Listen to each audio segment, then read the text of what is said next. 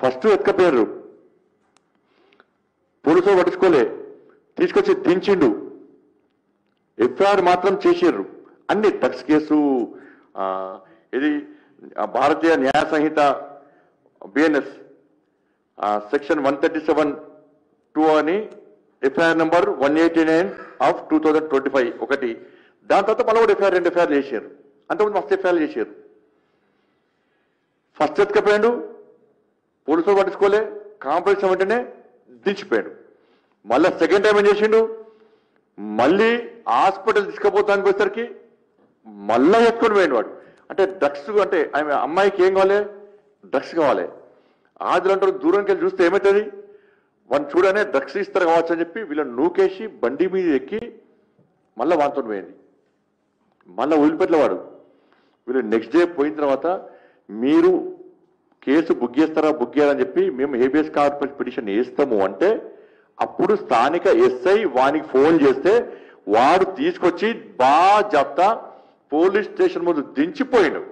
ఇప్పుడు అమ్మాయి junior house లో ఉంది. ఇప్పుడు అమ్మాయి పరిస్థితి ఏంటి అంటే మొత్తం సైకో అయిపోయింది, డ్రగ్స్ కు అడిక్ట్ అయ్యి మొత్తం సైకో అయిపోయింది. ఇక మొదటిసారి పోయిన అమ్మాయిని తీసుకొచ్చి కాలనీ వాసులు అందరూ కూడా ఏం జరిగింది ఏందని వాళ్ళ పేరెంట్స్ ప్రశ్నిస్తే ఆ అమ్మాయి చెప్పిన విషయం ఏంటంటే, ఫస్ట్ నన్ను ఒక ముస్లిం అమ్మాయి వచ్చి నన్ను ఫలానా వ్యక్తుల దగ్గర తీసుకుపోయినాక నాకు ఒక చాక్లెట్ ఇచ్చిండ్రు.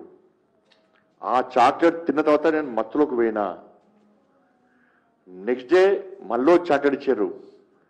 దాంతో అది ఉండలేక నాకు దానికి అడిక్ట్ అయిపోయి నెక్స్ట్ నన్ను మళ్ళా నెక్స్ట్ 5 డేస్ తర్వాత మళ్ళీ తీసుకుపోయారు.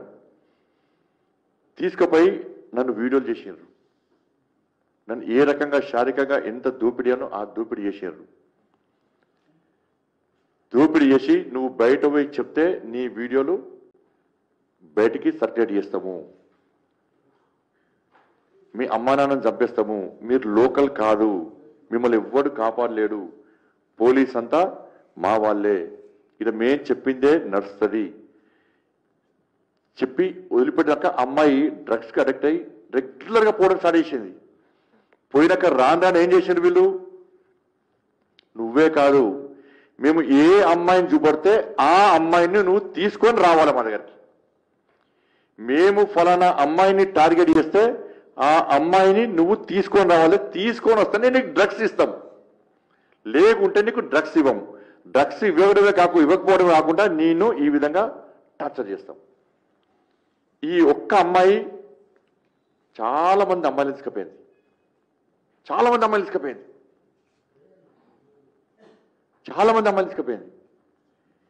ఈ మొన్న వచ్చిన అమ్మాయిని తీసుకొచ్చి ప్రశ్నించిన తర్వాత ఆ అమ్మాయి దాదాపు 9 మంది అమ్మాయిల పేరు చెప్పింది.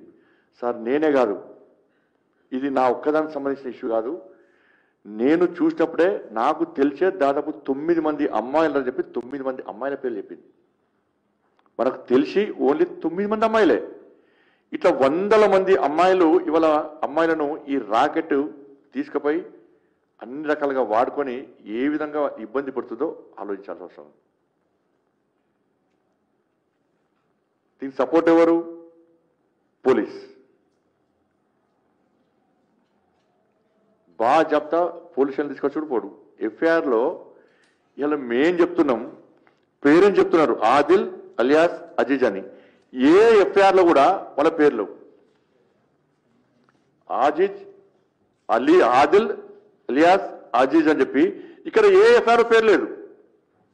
బాజాప్త అమ్మాయిల పేర్లు చెప్తున్నారు కానీ ఎఫ్ఐఆర్లో ఏ ఒక్క వ్యక్తి పేరు లేదు.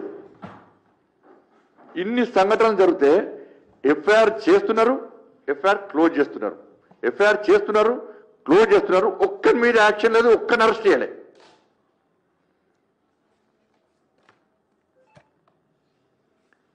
ఒక పోలీస్ అధికారి అంటాడు ఇది కామన్, నీ ఇంట్లో నీ బిడ్డకో నీ చెల్లెకో అయితే కామన్ అనుకుంటావు నువ్వు, నీ ఇంట్లో నీ బిడ్డకో నీ చెల్లెకో అయితే నీ కామన్ అనుకుంటావు, నీ ఇంట్లో నీ భార్య పిల్లలందరూ క్షేమంగా ఉండాలి, బాగుండాలి, ఉండాల్సిందే.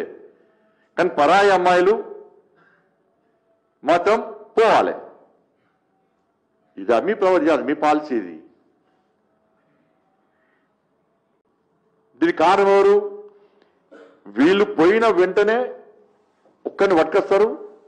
పట్టుకురాగానే ఎంఐఎం పార్టీకి సంబంధించిన ఎమ్మెల్యే ఫోన్ చేస్తాడు, ఎంఐఎం పార్టీ కార్పొరేటర్ ఎవడో వస్తాడు, వాళ్ళకి తీసుకొని వీళ్ళ ముందే తీసుకొని పోతాడు.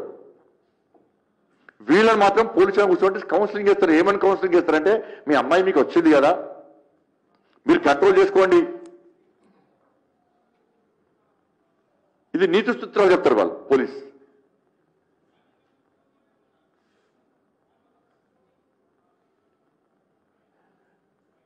కారణమైంది, పాత బస్తీలో హోంగార్డ్ కాంచెలి ఉన్నత స్థాయి అధికారుల వరకు పోస్టింగ్లు కావాలంటే ఓవైసీ కనుసనలో జరగాలి. ఈ పోస్టింగ్ల కోసమే ఈ అకృత్యాలు, అరాచకాలు, దోపిడీ, దొంగతనాలు, మానభంగాలు, డ్రగ్స్, గంజాయి ఇవన్నీ దందలు నడుకోవడానికి, ఈ విధంగా అత్యాచారాలు, హత్యలు, దొంగతనాలు చేయడానికి వాళ్ళకు ఫ్రీగా ఉండాలంటే వాళ్ళకు అనుకూలమైన పోలీస్ ఆఫీసర్స్ వాళ్ళ దగ్గర వాళ్ళ ప్రాంతంలో ఉండాలి. కాబట్టి అటువంటి లిస్టు తయారు చేసి ఇవాళ ప్రభుత్వం మీద ఒత్తిడి తీసుకొచ్చి ఏ పార్టీ అధికారం ఉంటే ఆ పార్టీ కొమ్ముగాసి వాళ్ళను అధికారులను ముఖ్యమంత్రులను కూడా బ్లాక్మెయిల్ చేసి అవసరం లేదు, వాళ్ళు సంకనకరానికి వీళ్ళు ఉన్నారు. వాళ్ళకు పోస్టులు ఇప్పించుకొని కొంతమంది పోలీస్ అధికారులకు అనేక వ్యాపారాల్లో భాగస్వామ్యం ఇచ్చి కమిషన్లు ఇచ్చి